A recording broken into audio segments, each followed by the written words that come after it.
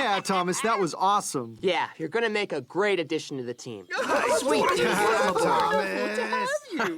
Thanks, guys. 10위는 레귤러쇼의 토마스입니다. 토마스는 주연들이 일하는 공원에 인턴으로 들어온 대학생으로 엄청 어리버리한 친구입니다. 무급으로 일하고 Leave him alone, muscle man. He's just an intern. It's bad enough he doesn't get paid. Wait, you guys are getting paid? 마마보이의 Oh, hey, Mom. Yeah, everything's going great. Is it cool if I borrow your car tomorrow? 호구처럼 당하기만 하는 불쌍한 애고요. 등장한 시즌이 꽤 되는 편인데도 그 오랜 시간 누구 하나 정을 안 붙이고 벤스는 상사라는 양반이 이제 필요 없으니까 해고까지 하려고 합니다. 얘들도 안 자르면서 어쨌든 해고될 위기에 처한 토마스가 자신이 쓸모있는 존재란 걸 증명할 기회를 달라고 부탁합니다. 당시 벤스는 공원 설립자의 동생을 라이벌인 진에게 빼앗긴 상황이라 그걸 회수하는 임무를 토마스에게 내리는데요. 토마스는 니콜라스라는 가명으로 진의 공원에 위장 잠입해서 동생을 회수하는 대화력으로 신뢰를 회복합니다. 그런데 이때 Hey, Mom. Good news. They want me to stay at the park. Yep, mission accomplished. 뭔가 수상한 김새를 드러냅니다. 그리고 흘러 6시즌. 사실 토마스의 정체는 러시아의 스파이 니콜라이였습니다. 목적은 미국 공원을 훔치는 것. 러시아는 공원이 하나같이 시궁창이나 미국 공원을 훔칠 계략을 꾸미고 니콜라이를 위장잠입시킨 거랍니다. 그동안 토마스가 전화를 주고받던 엄마는 그가 소속된 정보기관의 약자였고 추수감사절 때 데려온 건 로봇이었습니다. 개소리 같지만 토달진 맙시다. 그런데 이 임무에 토마스도 모르는 진실이 있었는데요. 러시아의 진정한 목적은 미국 영토를 자기네 영토에 설치해둔 미사일에 꼬라박아 파괴해서 미국을 엿먹이는 것이었습니다. Wait, aren't you blowing up part of your own country in the process? Me, it's a big country. 자신이 속았다는 것과 공원 직원들이 모질게 굴었지만 또 그만큼 생긴 정, 그리고 동료들의 진심. We were gonna ask you to join the park full time today. Yeah, dude, we didn't want to see you go. You're our buddy. Doesn't that mean anything to you? 토마스는 결국 러시아를 배신하고요. 친구들을 구해내고 공원도 원상복구시킵니다. 감독 말에 따르면 사실 토마스에 대한 반전은 후에 추가한 거고 초기 설정은 진짜로 어리버리한 인턴에 불과했답니다. 그래도 특유의 정신나간 분위기 덕에 그런 설정 급변경 따윈 신경 쓰이지 않는 게 레귤러쇼의 장점이죠. 그래도 본질이 개그만화라 서사의 진지함, 깊이는 부족해서 10위로 선정했습니다. 사실 주연들 중 하나에게 진짜 큰 반전이 숨어있는데 한국판에선 조기 종영으로 반영되지 못해 토마스를 골랐습니다. I don't know what I would do here without you. You're a good friend, Cassandra. Call me Cass, Your Highness. 9위는 라푼젤 시리즈의 카산드라입니다. 카산드라는 라푼젤 영화 원작에 등장하지 않은 TV 시리즈 오리지널 캐릭터로 라푼젤이 부모님과 재회한 후 처음 사귄 친구입니다. 직위는 신여고 원작에서 유진 피츠아버트 aka 플린 라이더를 추적했던 경비대장의 딸인데요. 친딸이 아닌 양녀라고 합니다. 까칠한 데다 한성격해서 라푼젤 유진과 성격 차이로 부딪히기도 하지만 기본적으로 라푼젤의 친구로서 극을 함께 이끌어 나갑니다. 이 시즌 내내 성격 더러운 주연 역할을 수행하던 카산드라는 라푼젤에게 마력을 준 햇빛 줄기꽃과 그에 상응하는 힘을 가진 문스톤을 찾는 모험 중 뜻밖의 배신떡밥을 뿌리는데요. 마침내 이 시즌 마지막 화, 문스톤을 찾은 라푼젤을 가로막고 그것을 취하여 진짜로 라푼젤을 배신합니다. You have to be careful who you trust. 이후 3시즌이 시작되며 밝혀지기를 That's my... Mother, yes, it is. 카산드라는 사실 라푼젤 원작의 메인 빌런 마더 고델의 친딸이었습니다. 어린 시절 고델과 함께 살았던 카산드라는 비록 사랑을 많이 받지 못했지만 어머니를 사랑했고요. 고델이 라푼젤을 납치했던 그날 밤 어머니가 병사들을 따돌리기 위해 자신을 미끼로 쓰고 버린 과거를 기억하고 있었습니다. 라푼젤 때문에 어머니가 자신을 버렸고 라푼젤 때문에 어머니가 죽었다고 생각하는 카산드라는 문스톤의 힘으로 복수를 하기 위해 고대 흑마법사 잔티리와 손을 잡고 3시즌의 메인 빌런이 됩니다. 나름 신선한 충격을 준 반전이긴 한데 복선이 부족해서 급하게 설정 추가한 느낌도 들고 카산드라 자체는 매력적인 캐릭터지만 빌런으로서의 카산드라는 노래 잘하는 거 말고 개인적으로 큰 매력을 못 느껴서 9위로 선정했습니다. Wait, I want to know if Liv Amara is creating the monsters. No, Liv Amara is not creating the monsters. 8위는 빅히어로 시리즈의 리브 아마라입니다. 리브는 샌프란시스코에서 생체 화학을 전문으로 하는 대기업 시코렉스의 23세 CEO로 히로가 다니는 공대를 지원하며 생체학의 재능을 보이는 학생에게 관심을 기울입니다. 1시즌에선 알 수 없는 이유로 괴수화한 오소녹스에게 습격당하는 피해자 정도로 나왔는데요. 이 시즌에서 사실 녹스를 괴물로 만든 장본인이자 악인이라는 게 밝혀집니다. 모니카, 하이볼티지, 반짝스타 등 빅히어로의 숙적들에게 생체화학 실험 부산물을 지원해서 흑막 노릇을 하며 이 시즌 1쿨의 메인 빌런 역할을 맡습니다. 자신이 후원해준 빌런들을 이용해서 금이나 운석을 훔치며 수상한 실험을 하는 등 무언가 목적이 있는 모습을 보입니다. 그리고 빅히어로에게도 슬슬 악당이란 걸 들킬 때쯤 Good news. I got the gold. I promised you I'd do whatever it takes. Liv? 리브의 정체와 목적이 서서히 드러나기 시작합니다. 사실 리브 아마라의 정체는 다이앤 아마라, 진짜 리브 아마라가 창조해낸 자신의 클론이었습니다. 리브는 인류를 불멸의 길로 이끌기 위해 합성충을 인간의 몸에 삽입하는 실험을 주도했는데요. 말도 안 되는 실험에 후원자가 없어서 스스로에게 합성충을 삽입했다 실험 실패로 죽어가는 몸이 되었습니다. 그래서 스스로를 생명 유지장치에 밀어넣고 자신을 살리도록 프로그래밍된 복제인간 다이앤을 작동시켰던 거죠. 다이앤은 자신의 탄생 이유인 리브를 살리기 위해 이 모든 일을 벌인 것입니다. I was created for one purpose. To save Liv Amara. And I will stop at nothing to accomplish that goal. If I have to, I will have my monsters tear this city to the ground. 세심한 복선 작업과 빌런들의 흑막이라는 카리스마, 반전의 신선함 등 꽤 좋은 평을 주고 싶지만 다이앤의 진실이 밝혀지는 에피소드의 내용 전개 자체는 다소 부실한 감이 있습니다. 진실이 밝혀지는 장면은 너무 덤덤하고 주변 인물 반응도 제대로 묘사되지 않습니다. 다이앤은 결국 체포되는데 이후 시리즈에서 마치 없었던 일이냐 언급이 거의 되지 않습니다. 내용 전개에 하자가 좀 보여서 8위도 선정했습니다. I'm confident that you will all become perfect princesses, one way or another. 7위는 프린세스 스타의 모험일기, 일명 별나비의 헤이너스입니다. 헤이너스는 통제불능 공주들을 요조 숙녀로 만들어주는 성 올가 학교의 교장 선생님으로 감옥처럼 개조한 학교의 공주들을 가두고 교육과 폭력 그리고 세뇌를 통해 그들이 훌륭한 공주가 되도록 합니다. 하지만 포니애들을 구하러 온 마르코와 스타 때문에 폭동이 일어나고 교장직에서 쫓겨나 이후 복수를 위해 여러 시즌에 걸쳐 간간히 등장하는 감초같은 악역으로 전락합니다. 그런데 첫 등장 때 뺨에 클로버 문양이 떠오르고 굉장히 당황하며 그걸 지우려는 의미심장한 장면이 나오는데요. 뺨에 특이한 문양이 떠오르는 건 스타가 속한 뮤니의 지도자 버터플라이 가문의 특징이라 팬덤에서 많은 추측이 오갔습니다. 하지만 시즌이 거듭되어도 정체를 짐작할 만한 단서가 거의 나오질 않았죠. 저는 개인적으로 이 시즌에서 언급된 뮤니의 역대 여왕들 중 이클립사가 그 정체가 아닐까 싶었습니다. 이클립사는 300년 전 어둠의 마법에 손을 대고 몬스터와 외도를 저질러 도망쳤다는 여왕입니다. 문양 자체가 다른데 왜 그렇게 생각했던 걸까요? 그리고 이클립사 자체가 3시즌에 직접 등장을 해서 이 추측은 틀렸던 게 증명되었죠. 또한 헤이너스의 정체도 3시즌에서 밝혀지는데요. Don't you ding-dongs know anything? She's her mama! 헤이너스의 정체는 이클립사의 딸 미티오라였습니다. 외도 대상인 몬스터 남편과의 사이에서 얻은 아이였죠. 이클립사가 유폐된 후 그녀의 본래 남편 샤스타카는 자기 딸도 아니고 몬스터의 피를 가진 자에게 왕국을 물려줄 수 없었습니다. 아이를 버리기로 한 샤스타칸 왕은 성 올가 여사를 불러 미티오라를 맡기고 농부의 딸을 데려와 후계자로 키웠던 것이죠. 미티오라는 성 올가의 교육을 받으며 버터플라이 가문이란 상징과 몬스터의 흔적을 감추고 학생들의 생명력을 흡수해서 300년 넘게 연명하고 있던 것입니다. 자신의 정체를 깨달은 헤이너스는 몬스터의 피를 각성해서 별나비 시즌3의 최종 보스가 됩니다. 팬덤을 뒤집어 놓은 반전을 보여준 헤이너스 혹은 미티오라를 7위로 선정했습니다. I can't believe I'm now part of an actual McDuck Agent 22 adventure! Thank you, Mr. McDuck. Call me Uncle Scrooge. I'm Webby.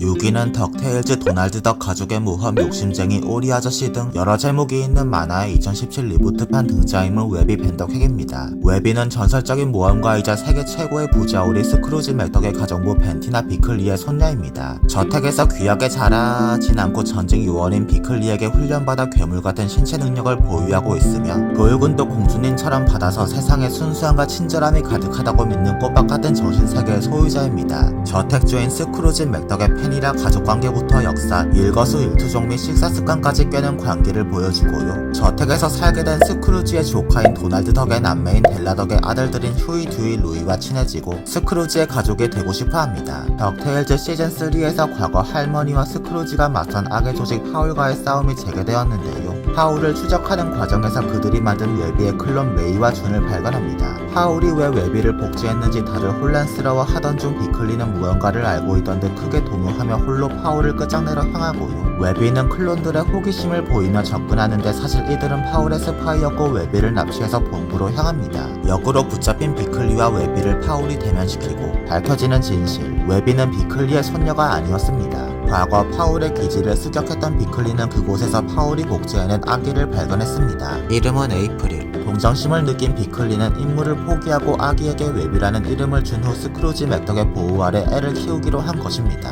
그리고 웨비의 진정한 정체는 파울의 프로젝트 87의 산물이었습니다. 파울은 스크루지 맥덕을 쓰러뜨리기 위해 쓴 대로 되는 파피루스라는 보물이 필요했는데 그건 스크루지가 자기 가족만 찾을 수 있게 봉인해둔 상태였죠. 그래서 스크루지의 가족이 필요했던 파울은 스크루지의 유전자로 인공생명체를 만들었고 그게 에이프릴 메이 준이었던 것입니다. 즉 웨비는 스크루지의 딸이라고 할 수 있으며 자매들과 함께 진짜로 스크루지의 가족이 될 수 있는 겁니다. 메이, 준, 에이프릴은 원래 데이지 덕의 조카들로 휴이, 듀이, 루이랑 비슷한 포지션의 캐릭터들입니다. 그냥 꾀뚱이들을 성반전시킨 듯한 심심한 애들이라 원조에 비하면 등장이 많지 않은데요. 덕테일즈 리부트는 구애니메이션의 웨비와 설정을 섞어 기가 막힌 반전을 보였습니다. 스크루지 맥덕과 조금이라도 관련된 거 다 등장시키겠다는 리부트 제작진의 광기를 높게 사서 웨비를 6위로 선정했습니다. One of us must succeed Ahsoka. If you need to, you'll do what must be done. I know it. 5위는 스타워즈 클론 전쟁의 베리스 오피입니다. 베리스는 본디 제다이인 루미나라 운돌리의 제자로 파다완이었습니다. 공화국과 전쟁 중인 분리주의 연합의 드로이드 공장이 위치한 지오노시스의 스승과 함께 투입되어 아나킨 스카이워커의 제자 아소카 타노와 안면을 탔는데요. 둘은 성격도 좀 다르고 두 스승의 성향도 정반대였지만 쉽게 친해졌습니다. 위험한 임무에 같이 투입되고 이런 것도 찍고 하여튼 꽤나 친밀한 사이가 되었죠. 시간이 흘러 시즌5 제다이 사원의 나노드로이드 폭탄 테러 사건이 발생했습니다. 제다이뿐 아니라 클론 트루퍼와 관리로 채용된 민간인 다수가 사망, 분리주의 연합과의 전쟁이 길어진 상황에 발생한 테러라 전쟁에 대한 대중의 회의 및 공화국 여론이 악화되는 결과가 초래되었죠. 테러당한 이들 중 베리스와 친한 사람도 있어 큰 상심을 느끼는데요. 일이 좀 꼬여서 아소카가 테러의 배우로 지명수배가 되었습니다. 사상자 중 제다이가 아닌 사람이 많아 공화국의 월허프 타킨 제독은 자신들 법으로 처리할 테니 아소카를 기사단에서 퇴출시키라고 압박하고 공화국과의 관계가 악화되는 걸 우려한 고등평이 해는 형식적인 재판 끝에 아소카를 퇴출시킵니다. 모두가 아소카를 버렸습니다. 스승과 친구만 빼고 말이죠. 하지만 Funny. Those belong to Ventress.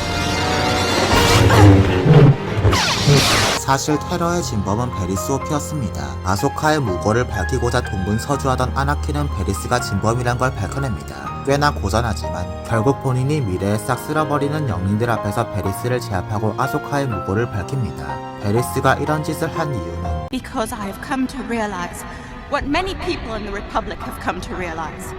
That the Jedi are the ones responsible for this war. 물론 전쟁 때문이었죠. 그녀는 제다이가 방향을 잃고 포스의 균형과 공화국을 무너뜨리던 원흉으로 전락했다 일가라며 호송됩니다.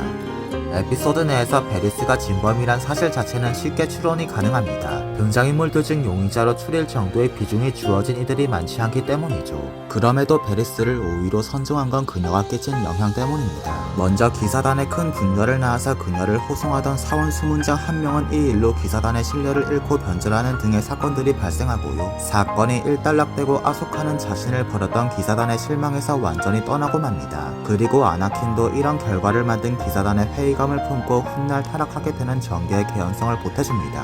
미래에 이 두 사람이 은하계에 끼친 정반대의 영향력을 생각하면 베리스 오피의 반전을 높게 쳐주고 싶습니다. 베리스의 뒷이야기는 스타워즈 신작 애니에서 밝혀집니다. 스승은 애절하게 죽어서 미끼로나 사용되는데 베리스는 본인이 주연인 작품이 나오다니 이런 걸 격세지감이라고 하죠. I promise you will find your own destiny someday.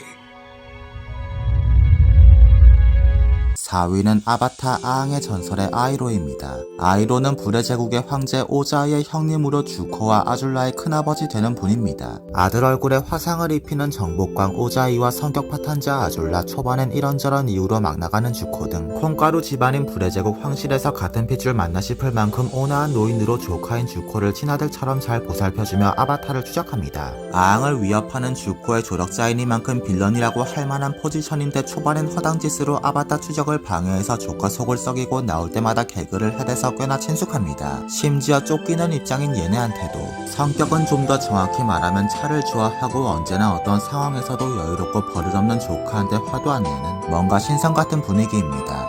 이러한 일면에는 과거 바싱세 공선전을 지휘하며 전쟁에 참상을 보고 아들을 잃은 과거가 있기 때문입니다. 푼수 같은 현지와는 달리 전성기 땐 최강의 파이어밴더라 불려도 손색이 없을 실력자에 지금도 실력이 노스럽다지만 결코 만만한 인물이 아님을 암시하는 장면이 많습니다.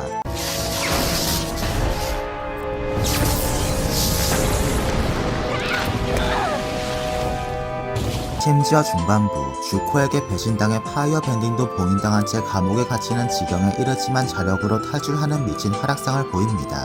도주한 아이로는 후일 재등장하는데 사실 그는 아바타를 지키며 불의 제국을 막으려는 비밀결사 100년회 수장이라는 게 밝혀집니다. 동시에 삼촌이 없던 동안 많은 변화를 겪은 주코와도 제외해서 감동의 화해를 하죠.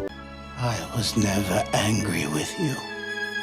I was sad because I was afraid you lost your way. 주코는 또한 아앙이 아니면 오자이를 꺾을 수 있는 건 아이로뿐이라고도 하는데요. 이에 그는 이길 수 있을지 모른다며 겸손을 보이고 이긴다 해도 세간에는 형제간 권력 싸움으로 보일 테니 그 일은 아바타가 해야 한다는 현명한 발언을 합니다. 본격적으로 100년의 활동을 시작한 아이로는 핵심 간부들과 함께 불의 제국에 점령당한 바싱세를 탈환하는데요. 초반에 그 개그 영감 맞나 싶을 만큼 간지가 넘칩니다. 푼수 같던 겉면 속에 복잡한 과거와 압도적인 강함 및 카리스마의 반전을 보여준 아이로를 4위로 선정합니다. Try watching those tapes with frozen eyeballs! 3위는 핀과 제이크의 어드벤처 타임의 얼음대왕입니다. 얼음대왕은 캔디 왕국 이웃 나라인 얼음 왕국의 지도자입니다. 늘 쓰고 다니는 마법의 왕관에서 마력을 받아 눈과 얼음의 마술을 부리는 마법사로 외롭다면서 허구한 날 공주들을 납치했다 핀과 제이크에게 두들겨 맞는 노망난 영감입니다. 남의 감정은 신경 쓰지 않고 자신만 생각하는 이기적인 성격이지만 그러면서 친구를 갈망하는 이중적인 면모를 갖췄습니다. 초반엔 어탐에서 가장 비중이 높은 악당으로서 맨날 말썽을 피우는 비호감 빌런이었는데요. 3시즌 비디오 테이프의 비밀편 얼음대왕이 자신의 비밀이 담긴 테이프를 버린 걸 핀과 제이크가 발견합니다. 악당 얼음대왕의 비밀이라니 분명 사악한 것이라 짐작한 둘은 그걸 틀어보는데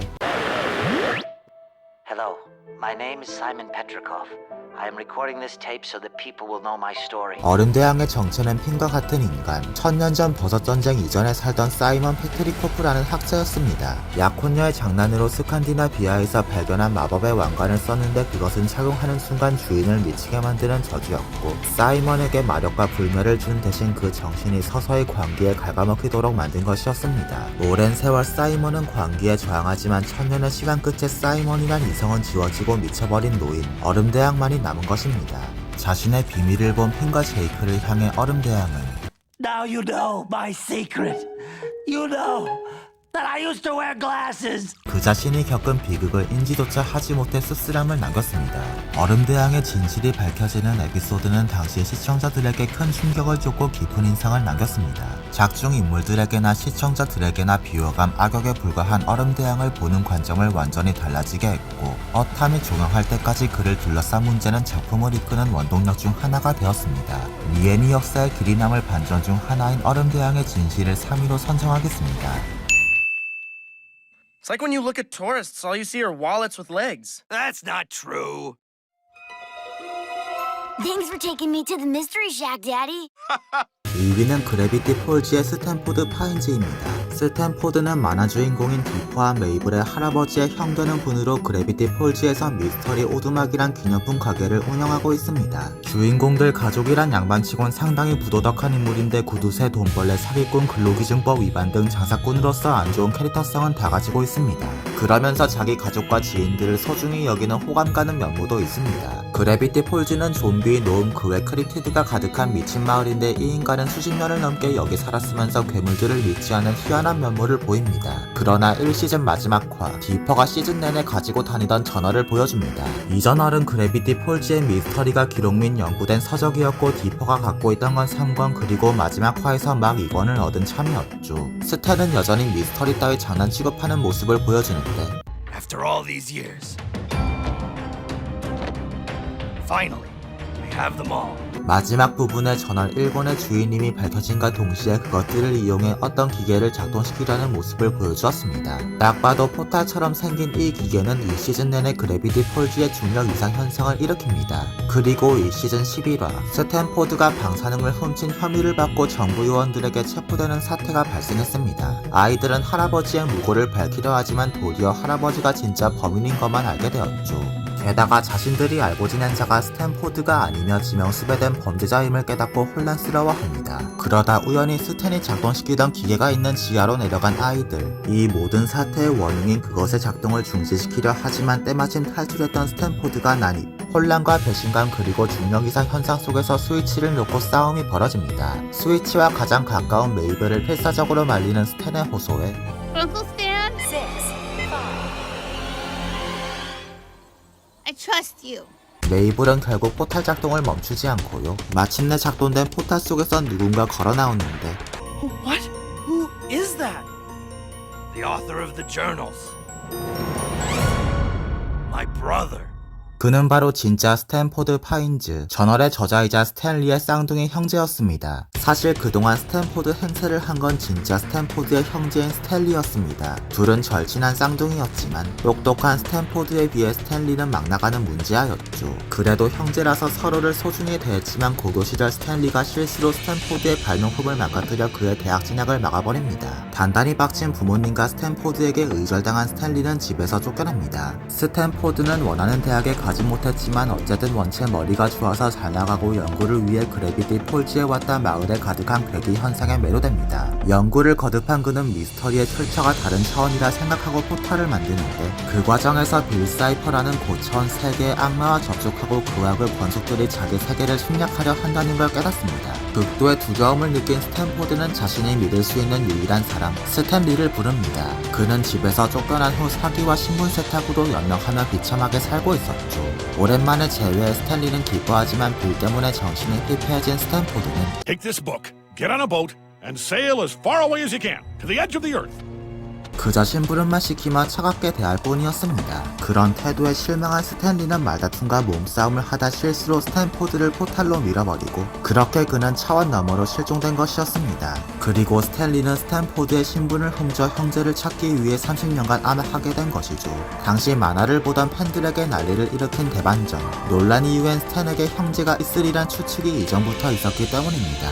메이블이 본인과 똑 닮은 밀랍 인형을 만들어주자 친구처럼 대하며 집착하거나 차이가 나는 두 개의 과거 모습 등 제작진이 교묘하게 복선을 뿌려놓았죠. 거기다 추측이 사실로 밝혀지며 스토리의 핵심 떡밥인 저널의 저자의 정체까지 밝혀져서 팬들은 감탄을 금치 못했습니다. 지금까지도 회자되는 미애니의 전설적인 반전인 스탠 형제를 2위로 선정하겠습니다. For some clown who thinks he's Batman, I am Batman. 대망의 1위는 배트맨 비욘드의 테리 맥기니스입니다. 테리는 2대 배트맨으로 너무 늙은 브루스 웨인이 배트맨에서 은퇴하며 그 자리를 물려받은 히어로입니다. 원조처럼 어둡고 묵직한 배트맨은 아니며 날렵하고 가벼우면서 말도 엄청 많습니다. 마치 스파이더맨과 배트맨을 합친 듯한 캐릭터인데 히어로로서 겪은 비극도 스파이디의 벤삼촌과 꽤 비슷합니다. 테리의 경우 아버지를 잃었는데요. 하필 직전에 막말을 해버리고 본인이 집을 비운 사이에 일이 터진 거라 죄책감을 가지고 있습니다. 그래서 말이 많고 성격도 브루스보다 밝은 편이지만 히어로로서의 사명감은 브루스 못지않게 출중합니다. 사실 건들면 터질 것 같이 피폐한 배트맨보단 정신상태가 건강해 보입니다.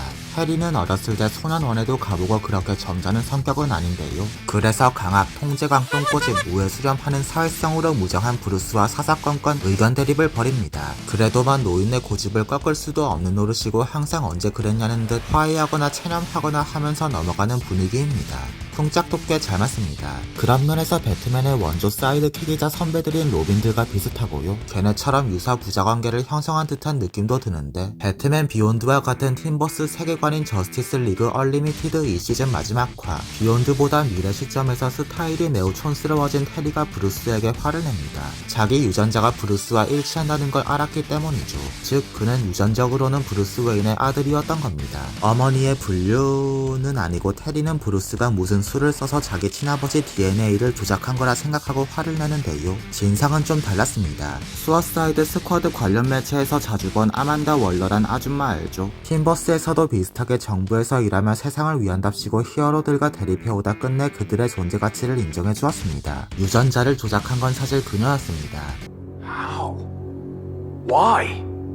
Because the world needs a Batman. 배트맨은 훌륭한 히어로입니다. 초능력이나 본인이 가진 재력, 첨단 장비 없이 그저 본인의 힘으로 세상을 몇 번이나 구해왔죠. 하지만 그는 평범한 인간이라 결국 죽게 될 것이고 아만다는 배트맨이 없는 세상을 우려해서 2대 배트맨을 만드는 프로젝트 배트맨 비욘드를 실행합니다. 고담에서 브루스 웨인의 부모와 심리학적으로 비슷한 부부를 찾은 후 남편에게 예방접종으로 속여 그의 유전자 구조를 브루스와 동일하게 조작하는 나노테크 혈청을 삽입. 그렇게 부부 사이에서 태어난 아이는 유전적으로 브루스 웨인의 아들이 됩니다. 그게 바로 테리였죠. 하지만 배트맨이 되기 위해선 동기가 필요했습니다. 눈앞에서 부모님이 죽는 비극. 아만다는 살인청부업자 안드레아 버몬트 aka 판타즘을 고용하고 애 앞에서 그 부모를 죽이라고 지시하는데요. 판타즘은 그러지 못했습니다. 그녀는 한때 브루스 웨인의 약혼녀였고 그런 만큼 그에 대해 잘 알고 있었습니다. 브루스가 겪은 슬픔이나 배트맨은 절대 살인을 하지 않는다는 규칙 같은 것.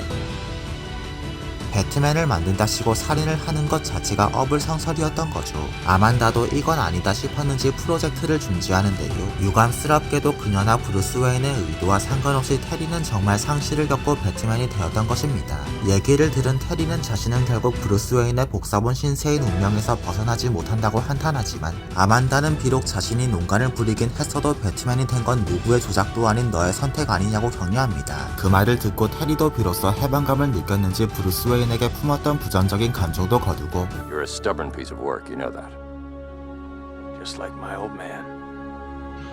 배트맨으로서 저스티스 리그 얼리미티드 시즌2를 마무리 짓습니다. 제작진에 따르면 브루스 웨인은 세계 최고의 탐정으로서 이미 다 알고 있었지만 테리의 아버지를 존중하기 위해 함구하고 있었답니다. 그저 유전자만 같을 뿐 테리 아버지는 그 사람이고 테리가 배트맨이 된 건 누구도 아닌 테리의 선택인 것이죠. 시리즈에 걸친 섬세한 서사를 통해 반전과 주인공의 성장을 보여준 테리 맥기니스를 1위로 선정하겠습니다. 여러분이 가장 인상 깊었던 반전 캐릭터는 누구인가요? 구독과 좋아요 부탁드리고 지금까지 모자빌런이었습니다. 감사합니다.